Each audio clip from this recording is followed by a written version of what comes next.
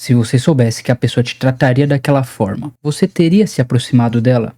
Provavelmente não, mas comportamentos ruins raramente aparecem todos de uma vez. Eles começam pequenos, são tolerados, se repetem e às vezes pioram. E aqui nesse vídeo a gente vai falar de como pequenas transgressões podem crescer e também como nós podemos nos acostumar a elas. E a solução aqui não é condenar todo o erro, mas sim observar a sequência. É nesse vídeo que eu vou te mostrar como ler essa sequência para você conseguir proteger você, seus valores e até impedir que você mesmo caia nesse erro. Então aqui eu começo fazendo um disclaimer. Eu não sou um psicólogo, não sou um especialista, eu falo com base naquilo que eu vivi, naquilo que eu experimentei tanto na vida pessoal quanto na vida profissional. E além disso também vou trazer aqui estudos que a gente usa normalmente quando a gente está falando de compliance dentro das empresas, quando a gente está falando de gestão de riscos, gestão de pessoas, que é mais ou menos com o que eu trabalho. Dito isso, vamos falar da parte aqui de como que a gente normalmente vê isso na vida. Eu, por exemplo, já vi esse padrão de pessoas que cometem essas pequenas transgressões e com o tempo isso vai piorando, tanto em questão de se repetir quanto em questão de aumentar a gravidade. A gente vê isso em amizade, relacionamento, trabalho. E aqui quando a gente fala dessas transgressões, ou seja, comportamentos ruins que afetam o outro, que afetam uma relação, a gente não tá falando apenas de mentiras. São atitudes no geral que acabam prejudicando o outro, prejudicando aquela relação, prejudicando uma empresa, se for dentro de um ambiente de trabalho. São comportamentos incorretos, condutas que desgastam uma relação. É sobre isso que a gente está falando. E aqui a gente precisa estabelecer umas premissas, que é nem toda divergência é uma falha técnica. Afinal, as pessoas têm valores e criações diferentes. Qualquer relacionamento exige conversa e adaptação. O problema é quando você comunica o limite, a pessoa entende, o comportamento continua, não tem mudança e a situação começa a aumentar, começa a piorar e a relação e aquele ambiente começa a ficar desgastado, a ponto de causar mal para as pessoas que estão inseridas nele. E o que acontece nessas situações é o seguinte, que o primeiro episódio ele sempre parece ser pequeno, porém,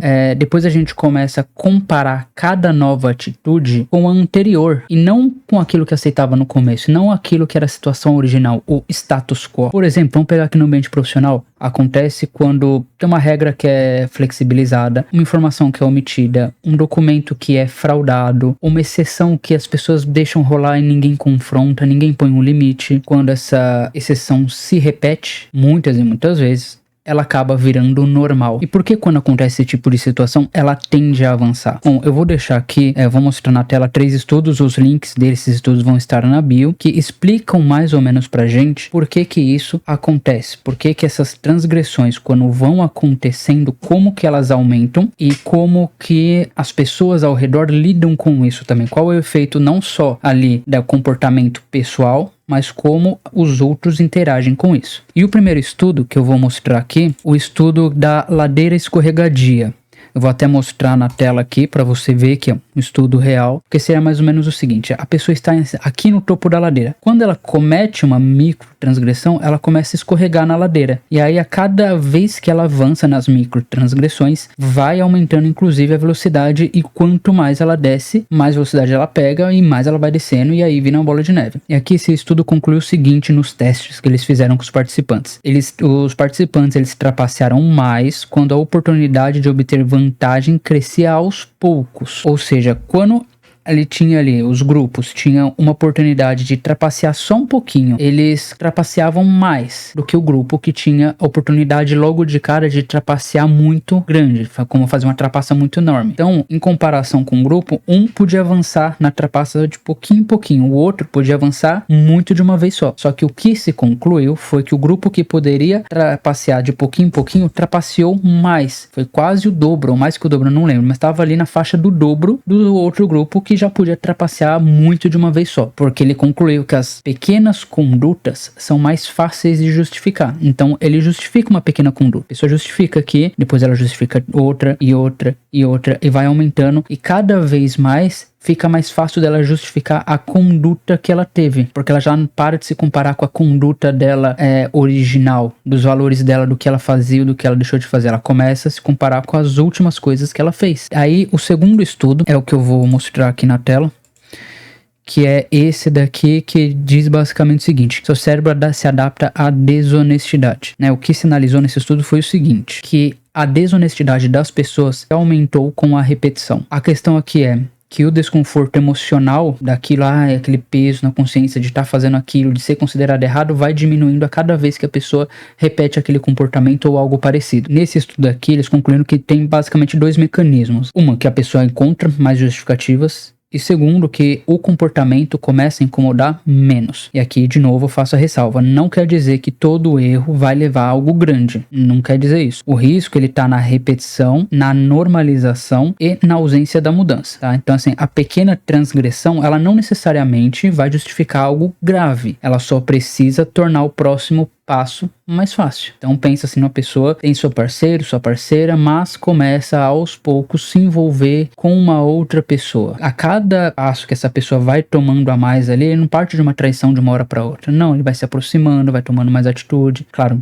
observação, não é justificativa para você querer controlar seu parceiro ou sua parceira. E outra, depende também da índole da pessoa, mas o que está acontecendo aqui, com base nos estudos, é que essas transgressões, elas vão se acumulando e elas crescem e facilitam a possibilidade para que algo mais grave aconteça. Não significa que vai acontecer, pelo amor de Deus, aprenda a diferenciar o que eu tô falando aqui. E aí, o terceiro estudo que eu vou deixar aqui é mais do ponto de quem observa, porque a conclusão foi que, se a gente pegar com base na analogia da ladeira, quem observa, quem tá de fora, quem se relaciona com essa pessoa que está cometendo essas transgressões, também desce a ladeira. Ela também se acostuma com aquilo, que eu também vou deixar na tela e vou deixar o link na descrição. Então, basicamente, assim, traduzindo para uma linguagem mais simples, não é apenas quem pratica que é afetado. Então, enquanto uma pessoa se acostumar a fazer, quem convive também se acostuma a aceitar. E aí, esse estudo, ele identificou que os participantes reagiam menos aos comportamentos antiéticos dos outros quando essa deterioração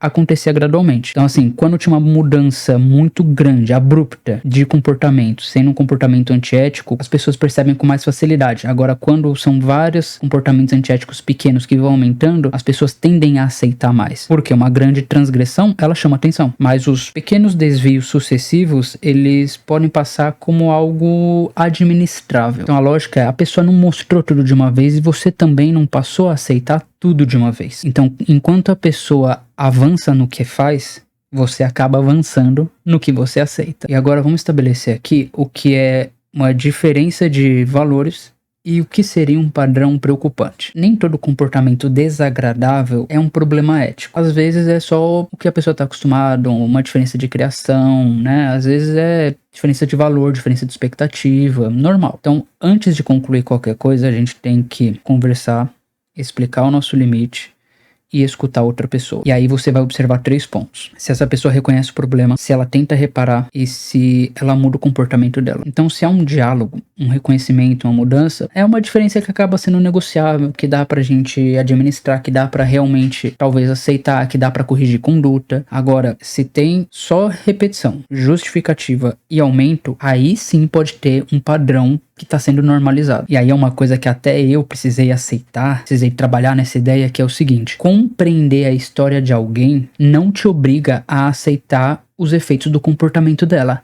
Mas ela foi criada assim, mas essa pessoa foi criada assado, mas essa pessoa tá acostumada com isso, mas a realidade dela é essa. Tá bom, eu entendo o contexto, não significa que eu vou aceitar a forma que essa pessoa me trata. Então aqui, para concluir esse vídeo, é o seguinte: a gente não precisa condenar alguém por causa de um único erro, nem deve fazer isso, mas também eu não preciso esperar que algo muito grave aconteça para eu reconhecer um padrão e para eu impor limites. E aí a minha dica para você é o seguinte: não olhe tanto para episódios isolados, a gente olha para uma sequência. Então a gente olha se o comportamento se repete, se a pessoa assume responsabilidade, se existe mudança, se os limites estão sendo de fato colocados. A gente olha esse tipo de coisa para entender se realmente há ali comportamentos que precisam ser ajustados e que querem ser ajustados, porque a pessoa precisa querer, ou se aquela inversão da situação, a pessoa se faz de vítima, não assume de responsabilidade de nada, aí começa a ficar problemática a situação. E a pergunta final que você deve fazer é: o que essa pessoa está se tornando e o que eu estou aprendendo a aceitar ao permanecer do lado dela? Bom, por hoje é só, e eu te convido a compartilhar aqui nos comentários. Eu sempre gosto de ouvir as pessoas, o que elas acham do assunto e qual é a experiência delas, se você teve uma situação assim e como você fez para resolver essa situação. Obrigado e até o próximo vídeo.